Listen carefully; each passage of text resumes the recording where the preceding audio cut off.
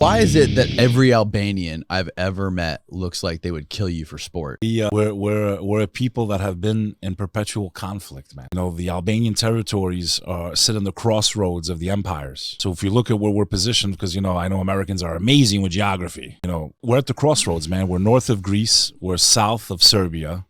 We're really technically in the heart of the world, but we're in the heart of the empires, right? That's where the Roman Empire had provinces. That's where the Ottoman Empire spent a good 500-600 years. World War I started there. So when you look at the region that we come from, unfortunately, it's been a very hostile place for a very long time. And unfortunately, it looks like it's going to continue to be that. So the Albanian people, the world calls us Albanian. And it's very similar to how we have the word Jew. The largest tribe, if I'm not mistaken, of the Israelites was the Judeans. So that's what people call them. Right? They had more contact with that tribe. That's where the word Jew comes from, right?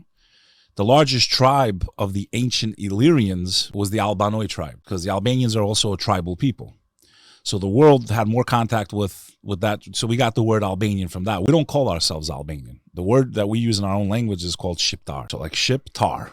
And when another Albanian sees another Albanian, you go, hey, what's up, Sheepus? It's unfortunately still one of the poorest regions in the world. It's the poorest region in all of Europe. We've been through conflict after conflict. We've been struggling for our freedom for over 2,000 years. And I would equate us to like being kind of like the Afghanis of Europe, but people that are constantly under conflict, constantly struggling to live in peace. But we're not as, but what I'm saying is we come from a very rugged terrain. It's very mountainous. It's the second most mountainous country in all of Europe after Switzerland.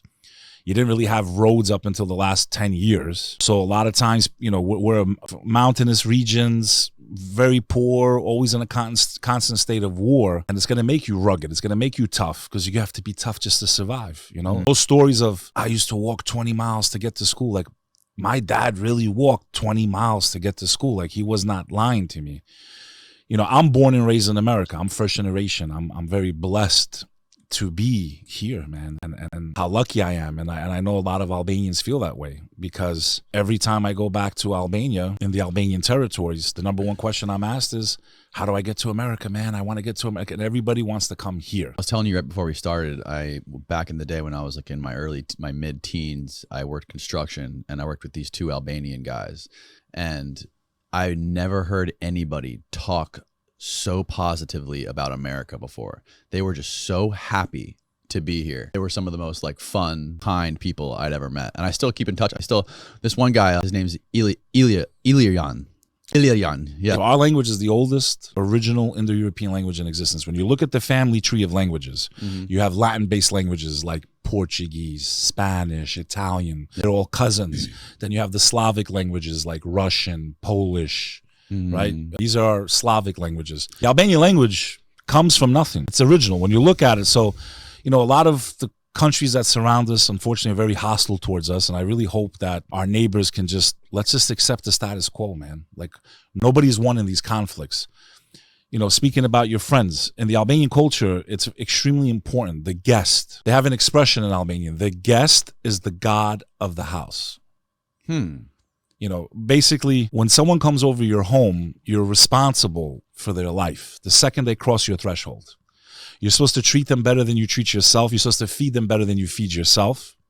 They're sleeping in your bed. You're sleeping on the floor. You take your shoes off before you enter the house. The house is a sacred place. But when a guest comes over, ask anyone that's ever visited an Albanian family. Everything's coming out. Every food, every beverage, whatever we have, whatever you want. If we don't have what you want, they're sending their kid out to the store. The guest comes first because it's very important. Listen, the longer you live in the melting pot, we start to kind of adopt, right, the American way of life, where it might be a little bit different. It's like, hey, you want to sleep over my house? You're sleeping on the couch. Right. We are a very loyal people. What bothers me, and, my mom's family's from Tropoja, where if you watch the movie Taken, right, that's where the guys come from, and they get this bad reputation, of being these guys that, we want to avoid certain words for the sake of the podcast. But, that movie, everyone knows what it's about. It's about a guy whose daughter gets taken and blah, blah, blah, and sold into the black. And this is like the most watched movie that has anything to do with our people. And for me, it's like heartbreaking, because it's like we've already had so much of a tragic history. We've done so much for the world that the world doesn't even know about. And this is how we're portrayed, in films, when most Albanians live, half of our people live abroad because of the perpetual conflicts, because of the hostility of our neighbors, because of the poverty that our people live in. Half of our people live outside. They live in Germany, Switzerland, Austria. They live all over the world. But there's a big chunk of us in America. The love for America, as you mentioned earlier, goes back to the early 1900s. Most Americans don't realize that you have no greater ally, not just in Europe, in the world. When it comes to the relationship of the American and the Albanian, what the American needs to understand is that the Albanian people are willing to fight and die for the United States of America. You want proof? The proof is when the Ottoman Empire collapsed, Ottoman Turkey, they controlled most of that region for 500 years. When they collapsed, there was no borders and boundaries. You're under an empire. It's just one big blanket. There was no borders and boundaries. The Balkan Wars erupted, and everyone that was stronger was just grabbing land. The Greeks took what they could, the Serbs took what they could, and we were in the middle of all these different countries, and we lost about 70% of our territory. We would have lost 100% of our territory if it wasn't for Woodrow Wilson, the president of the time. The first Albanians to America settled in Boston. I always make a funny joke. Most Americans don't know, a cute little fact. 2 countries started in Massachusetts. The United States of America, when the first Pilgrims landed on Plymouth Rock, and Albania. Albania was recognized as a sovereign nation because of Woodrow Wilson and the first Albanians that migrated to Boston. They were able to court the friendship of Woodrow Wilson, who was the president at the time. One of them went to Harvard. We're talking about Faik Konica, is a very influential person. We owe our existence to him and a couple other figures in Boston. They're buried there in the Forest Cemetery in Boston. If it was not for them and their friendship with Woodrow Wilson, when we were being attacked by all of our neighbors, we would have lost 100% of our territory and we would have been the Kurds of Europe. He went to the League of Nations, Woodrow Wilson, which at the time was today's modern version of the United Nations, and he lobbied and said, listen, you got to give these people something.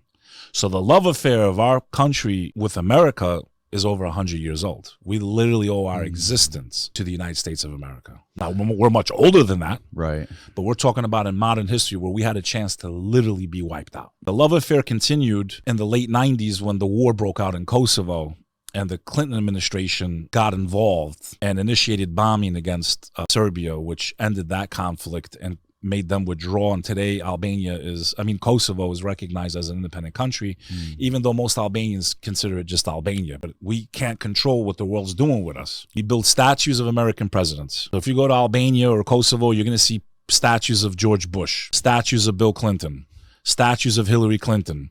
The highway that connects Kosovo and Albania is named Bo Biden Highway. They named it after his son. They don't know about us as Americans. They don't know about our political strife right now, how we're, at each other's throats left and right. They don't care about any of that. They don't know what we're going through in America, and they don't care about our politics. They just want to respect the country. They want to respect us as Americans. As a matter of fact, after that conflict ended, they were naming their kids, if they had a boy, Clinton or Bill or Billy, and they were naming their daughters Hillary to respect America. They're not into our political strife over here. But when I say that America is making a big mistake, yes, Albania joined NATO. Albania's in NATO, but Kosovo is at a force of 5,000. That's all they're letting us have. We can't defend ourselves. And, it's like a slap in the face when, someone that was in the, underneath the buildings in New York when they went down that day in September. We went over there to take out this enemy that we ended up leaving in power anyway 20 years later, leaving them all these weapons that if they would have gave us, we would have been a formidable force who's willing to fight and die for the United States of America. If the American government said, Albanians, do you guys want to be a part of the U.S.? Are you willing to be the 51st state? We would be the 51st state. No hesitation. I'm so confident in our love with this country that I know our nation, if they, rather than being the European Union, if they gave us a choice to be the 51st state, we would be. That's how much love we have. So I hope whoever watches this understands we need to be armed. We need to be trained, not because we've never been the aggressor in history. We've never attacked our neighbors. But if we're a force to be reckoned with, then maybe we will bring peace and stability to the Balkans. Maybe our neighbors won't keep attacking us, and we can have peace for once, permanently in the Balkans.